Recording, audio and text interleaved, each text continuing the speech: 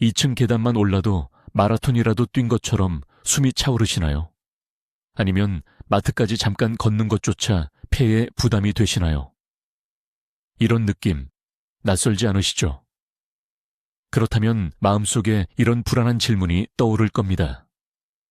이게 그냥 피곤해서 그런 걸까? 아니면 심장이 보내는 위험 신호일까? 아니면 혹시 폐가 도움을 청하는 걸까? 오늘 저희는 여러분과 함께 진짜 탐정이 되어 이 복잡한 문제를 파헤쳐 볼 겁니다. 가장 간단한 초기 증상들로 심장성 호흡곤란과 폐성 호흡곤란을 구분하는 방법을 알려드릴게요. 이 영상을 끝까지 보시면 여러분의 몸이 보내는 신호를 더 잘 이해하게 되실 거라고 약속드립니다. 그리고 심지어 한 번도 생각해보지 못했던 원인을 알게 되실 수도 있습니다. 그럼 기본부터 시작해볼까요?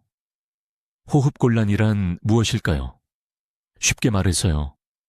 호흡곤란은 그 자체가 질병이 아니라 어떤 문제의 증상입니다. 공기가 부족하다고 느끼는 상태를 말합니다. 어떤 이유로든 몸에 산소가 필요한데 충분한 양을 공급받지 못할 때 발생하죠. 그러면 우리 몸은 위급 신호를 보내 더 빠르고 깊게 숨 쉬도록 만듭니다. 우리의 목표는 이 산소 전달 시스템 중 어느 단계에서 문제가 발생했는지 파악하는 것입니다. 자, 우리 문제의 첫 번째 용의자는 바로 심장입니다. 심장을 강력하고 쉼 없이 뛰는 펌프라고 상상해 보세요. 온몸으로 혈액을 순환시키는 것이 이 펌프의 주요 역할이죠. 그런데 만약 이 펌프가 제대로 작동하지 못하고 힘을 잃으면 어떻게 될까요? 혈액이 정체되기 시작합니다. 특히 폐에서 심장으로 이어지는 혈관에서 심하게요. 일종의 교통체증처럼 혈액 흐름이 막히게 되는 거죠.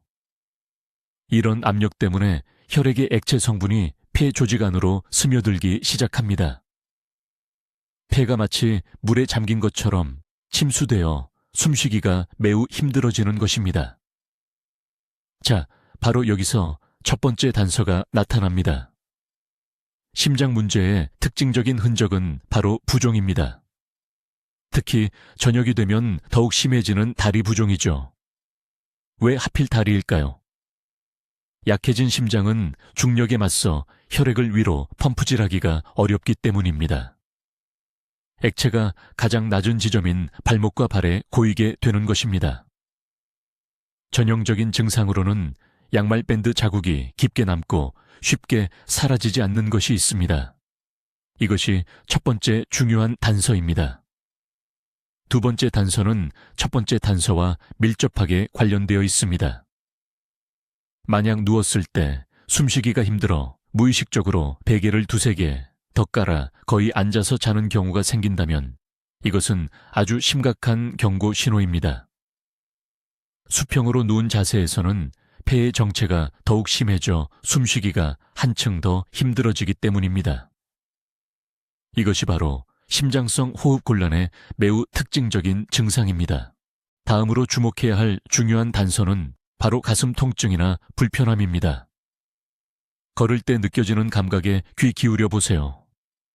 숨이 차는 것과 함께 가슴뼈 바로 뒤쪽에서 무겁거나 짓눌리거나 타는 듯한 느낌이 드시나요? 중요한 점은 영화에서 흔히 보여주는 것처럼 항상 극심한 통증은 아니라는 겁니다. 많은 사람들이 가슴 위에 벽돌을 올려놓은 것 같거나 단단한 띠로 가슴을 조이는 듯한 느낌이라고 표현하곤 합니다. 만약 이러한 불편함이 활동 시에만 나타나고 멈춰서 쉬면 완화되거나 완전히 사라진다면 이는 심장과 관련된 문제일 가능성이 매우 높다는 강력한 증거가 됩니다. 다음으로 여러분 심장의 박동 리듬에 귀 기울여 보세요. 숨이 차는 것과 함께 이상한 느낌이 동반되지는 않나요? 예를 들어 심장이 갑자기 잠시 멈췄다가 강하게 쿵 하고 다시 뛰는 듯한 느낌이 드나요? 아니면 가슴 안에서 나비 날개가 파닥거리듯이 심장이 떨리는 듯한 느낌이 드나요? 아니면 단순히 활동량과 전혀 상관없이 심장이 너무 빠르고 강하게 뛰기 시작하나요? 의사들이 부정맥기라고 부르는 이러한 심장의 불규칙한 박동 또한 또 다른 중요한 단서가 됩니다. 숨가쁨과 심장 박동의 불규칙성이 함께 나타난다면 이는 문제가 바로 우리의 펌프인 심장에 있을 가능성이 매우 높다는 것을 강력하게 시사합니다. 육안으로도 쉽게 확인할 수 있는 또 다른 중요한 단서가 있습니다. 숨이 찰 정도의 운동이나 활동 후에 거울을 보거나 손을 한번 살펴보세요. 혹시 입술이 푸르스름하게 변하거나 손톱이 보랏빛을 띠지는 않나요? 이것은 단순히 빛의 장난도 아니고 손이 시려서 그런 것도 아닙니다. 의료진이 청색증이라고 부르는 이 현상은 아주 중요한 단서가 됩니다. 그렇다면 왜 이런 현상이 나타나는지 자세히 알아볼까요? 산소가 풍부한 혈액은 선명한 붉은색을 띠지만 이미 산소를 조직에 전달한 혈액은 어둡고 거의 푸른색을 띠게 됩니다. 심장이 제 기능을 못하고 약한 펌프처럼 작동하면 산소를 충전해야 할 폐로 혈액을 효과적으로 내보내지 못합니다. 결과적으로 산소가 부족한 방전된 어두운 혈액이 몸 전체에 더 많이 순환하게 됩니다. 그리고 이를 가장 먼저 드러내는 곳이 바로 피부가 얇고 모세 혈관이 많은 부위, 즉 입술, 손가락 끝, 귓불 등입니다. 그러므로 만약 숨가쁨이 이런 피부색 변화와 함께 나타난다면 이는 심혈관 시스템이 제대로 작동하지 않고 있다는 매우 심각한 단서가 됩니다. 이제 우리의 시선을 두 번째 주요 기관인 폐로 돌려보겠습니다. 폐는 심장과는 전혀 다른 문제 발생 방식과 증상 패턴을 가지고 있습니다. 심장이 우리 몸의 혈액을 순환시키는 펌프 역할을 한다면 폐는 복잡한 역과 시스템이자 공기 통로라고 할 수 있습니다. 따라서 폐에 문제가 생겼을 때 나타나는 증상 역시 심장 문제와는 확연히 다릅니다. 폐 기능 저하로 인한 호흡 곤란에 거의 항상 동반되는 가장 중요한 증상은 바로 기침입니다. 스스로에게 귀 기울여 보세요. 혹시 숨이 가쁜 증상과 함께 기침이 하고 싶다는 느낌이 강하게 드나요? 이 기침은 여러 가지 형태로 나타날 수 있습니다. 때로는 목에 무언가 걸린 듯 계속 신경 쓰이고 괴로운 마른 기침일 수도 있고 반대로 가래가 동반되는 습한 기침일 수도 있습니다. 이러한 기침은 단순한 우연이 아닙니다. 이것은 우리 몸이 호흡기를 깨끗하게 하려는 필사적인 시도입니다. 아마도 기관지염처럼 염증 때문에 호흡기가 좁아졌거나 끈적한 점액으로 막혔을 수도 있습니다. 우리 몸은 반사적으로 기침이라는 강한 움직임을 통해 이러한 방해물을 밖으로 밀어내려고 하는 것입니다. 그러므로 만약 숨가쁨이 계속되는 기침과 함께 나타나고 특히 숨가쁨이 심해질수록 기침도 함께 심해진다면 이는 문제의 원인이 바로 호흡기계에 있을 가능성이 매우 높다는 강력한 증거가 됩니다. 폐 건강 문제의 징후가 될 수 있는 또 다른 특징적인 소리는 바로 쌕쌕거리는 숨소리입니다. 숨을 들이쉬고 내쉴 때, 특히 숨을 내쉴 때 자신의 숨소리에 주의 깊게 귀 기울여 보세요. 단순히 공기 소리가 아니라 명확한 쌕쌕거림이나 심지어 높은 휘파람 소리가 들리나요? 이는 아주 중요한 단서입니다. 풍선목 부분을 늘여서 바람을 뺄 때 나는 가늘고 쌕쌕거리는 소리를 상상해 보세요. 이와 유사한 현상이 여러분의 기도에서도 일어납니다. 이런 쌕쌕거리는 소리는 폐로 공기가 들어가는 통로인 기관지가 좁아졌다는 뜻입니다. 좁아진 통로를 공기가 힘들게 통과하면서 이런 특징적인 소리가 나는 것입니다. 이러한 협착의 원인은 천식과 같은 기관지 경련일 수도 있고 만성 폐쇄성 폐질환 COPD 과 같이 만성 염증이나 가래가 쌓여서 생길 수도 있습니다. 그러므로 만약 여러분의 호흡 곤란이 이러한 쌕쌕거리는 소리를 동반한다면 그 원인을 호흡기 계통에서 찾아야 한다는 거의 직접적인 신호라고 할 수 있습니다. 이것이야말로 호흡기 질환의 명확한 증거이자 특징인 셈입니다. 이제 두 가지 유형의 숨가쁨을 구분하는 데 도움이 되는 또 다른 중요한 특징을 알아볼까요? 심장성 호흡곤란의 경우 앉아있으면 좀 더 편해지고 누울 때는 베개를 여러 개 받쳐야 한다는 점 기억하시죠? 하지만 폐 문제로 인한 숨가쁨은 경우가 다릅니다. 심장성 호흡곤란과는 달리 폐성 호흡곤란은 자세에 크게 영향을 받지 않습니다. 앉아있든 누워있든 숨쉬기 어려운 정도가 비슷할 수 있습니다. 왜 그럴까요? 그것은 중력의 영향을 받는 액체 저류, fluid congestion가 문제가 아니기 때문입니다. 문제는 호흡기 자체나 폐 조직에 있습니다. 기관지가 좁아지거나 염증이 생겼다면 누워있어도 상태는 변하지 않습니다. 물론 어떤 경우에는 누워있을 때 횡격막에 장기가 압력을 가해 약간 더 나빠질 수도 있지만 신부전에서처럼 극적인 차이는 보통 없습니다. 숨을 제대로 쉬기 위해 의자에 앉아 잠을 자야 할 필요는 없다는 말이죠. 따라서 몸의 자세와 숨가쁨의 강도 사이에 뚜렷한 연관성을 느끼지 못한다면 이는 폐성 원인에 대한 또 하나의 중요한 단서가 됩니다. 자, 이제 여러분의 건강 이력을 좀 더 자세히 들여다볼까요? 폐 질환은 대개 단번에 생기는 것이 아니라 수년에 걸쳐 천천히 쌓여가는 경우가 많습니다. 자신의 생활 습관을 한번 되짚어보세요. 만약 현재 흡연하시거나 과거에 흡연 경험이 있다면 이는 가장 명백하고 강력한 위험 요소입니다. 담배 연기는 기관지와 폐 조직에 치명적인 도구로 작용하여 만성적인 염증을 유발하고 점차 폐를 파괴합니다. 혹은 직업적으로 유해 환경에 노출되어 계신가요? 끊임없이 시멘트 먼지를 마시는 건설 노동자이신가요? 아니면 공기 중에 미세 입자가 가득한 광산, 화학 공장, 농업 분야에서 일하고 계시지는 않은가요? 이러한 물질을 해마다 들이마시는 것은 결코 가볍게 넘길 수 없는 문제입니다. 폐는 스스로를 보호하기 위해 더 많은 점액을 분비하고 염증 반응을 일으키며 손상을 입게 됩니다. 의료 용어로 병력이라고 불리는 이처럼 축적된 손상은 매우 중요한 단서가 됩니다.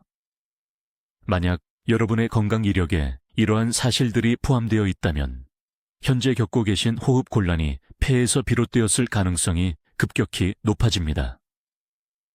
이것은 단순한 추측이 아니라 거의 명확한 패턴이라고 볼 수 있습니다. 우리 진료에서 중요한 또 다른 부분은 바로 언제부터입니다. 숨이 차는 증상이 어떻게 시작되었나요? 두 가지 시나리오를 상상해 봅시다. 첫 번째 시나리오. 어제만 해도 계단을 쉽게 오르내리던 당신이 오늘 아침 갑자기 한층만 올라도 마치 마라톤이라도 뛴 것처럼 숨이 턱 막힙니다. 마른 하늘의 날벼락처럼 숨찬 증상이 갑자기 시작된 겁니다. 이건 매우 심각한 경고 신호입니다. 급성으로 나타나는 이런 증상은 갑작스럽고 위험한 상황을 의미할 수 있습니다. 예를 들어 폐혈관에 혈전이 생기는 폐색전증이나 폐에 구멍이 생겨 공기가 새는 기흉 같은 경우죠. 갑자기 찾아온 심한 호흡곤란은 즉시 의료진의 도움이 필요한 적신호입니다. 두 번째 시나리오.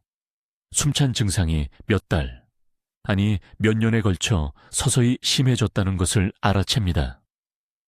처음에는 언덕을 오르는 게 조금 버거워졌고 그 다음에는 계단에서 쉬어가게 되었죠. 그리고 이제는 평범한 산책조차 불편하게 느껴집니다. 이렇게 느리고 점진적인 악화는 만성적인 질환을 시사합니다.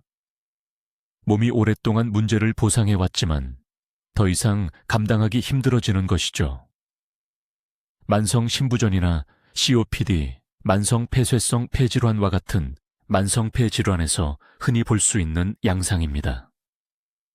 증상이 나타나는 속도를 분석하는 것은 우리의 진료에서 용의자의 범위를 좁히는데 아주 중요한 단서가 됩니다. 하지만 만약 모든 단서들이 서로 모순되는 것처럼 보인다면 어떨까요? 호흡곤란은 있는데 부종이나 기침 같은 다른 증상은 전혀 없다면요. 만약 모든 게 겨우 2명의 용의자로만 좁혀진다면 우리의 조사는 너무 간단해질 겁니다. 사실 이 현장에는 심장과 폐 질환으로 아주 교묘하게 위장하는 다른 범인들이 숨어 있습니다. 그중 가장 흔하고 대표적인 것이 바로 빈혈입니다. 다시 우리의 산소 운반 비유로 돌아가 볼까요? 폐는 산소를 싣는 창고입니다. 심장은 그 산소를 실어 나르는 트럭이고요. 그럼 트럭 안에서 이 산소를 실제로 운반하는 건 뭘까요? 바로 우리 몸의 적혈구 안에 있는 특별한 단백질, 헤모글로빈입니다. 훌륭한 창고와 강력한 트럭은 있는데 100명의 짐꾼이 필요한 자리에 고작 10명만 일하고 있다고 상상해 보세요. 빈혈일 때 일어나는 일이 바로 이겁니다. 혈액 속에 헤모글로빈이 부족한 상태인 거죠. 폐에는 산소가 가득하고 심장도 혈액을 잘 내보내지만 정작 이 산소를 근육과 장기로 옮겨줄 인력이 없는 겁니다. 결국 뇌는 SOS, 산소 부족이라는 신호를 받고 상황을 개선하기 위해 헛되이 더 자주, 더 깊게 숨을 쉬라는 명령을 내립니다. 심장과 폐는 멀쩡한데도 불구하고 당신은 호흡곤란을 느끼는 거죠. 이것이 바로 전체 시스템을 총체적으로 바라보는 것이 얼마나 중요한지를 보여주는 대표적인 예시입니다. 이제 경험 많은 전문가들조차 자주 속이는 또 다른 교묘한 위장술사를 만나볼 시간입니다. 바로 우리의 신경계, 더 정확히 말하면 불안과 공황 발작입니다.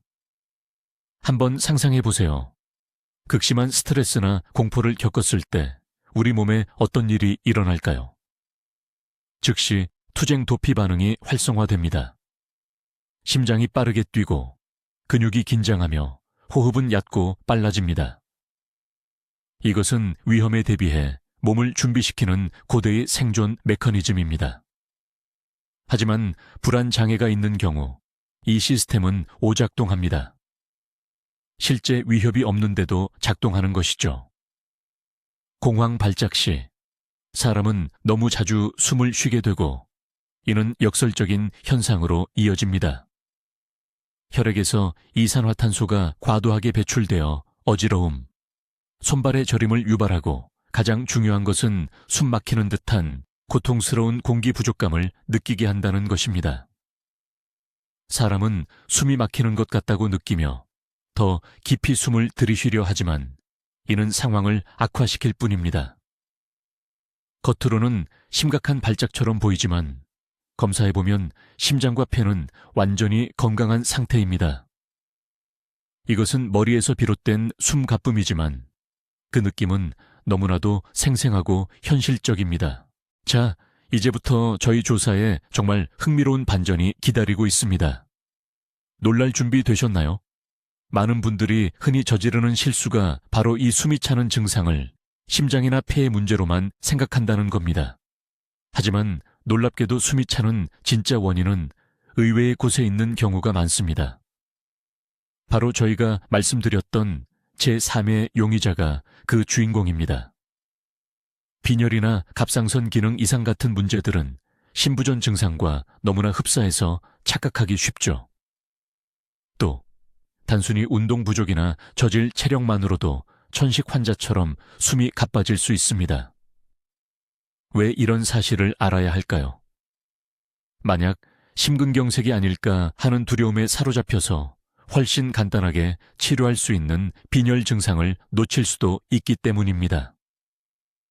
반대로 그저 몸이 안 좋아서 그렇겠지 하고 가볍게 넘겼다가 심각한 폐 질환의 초기 신호를 무시해버릴 수도 있습니다.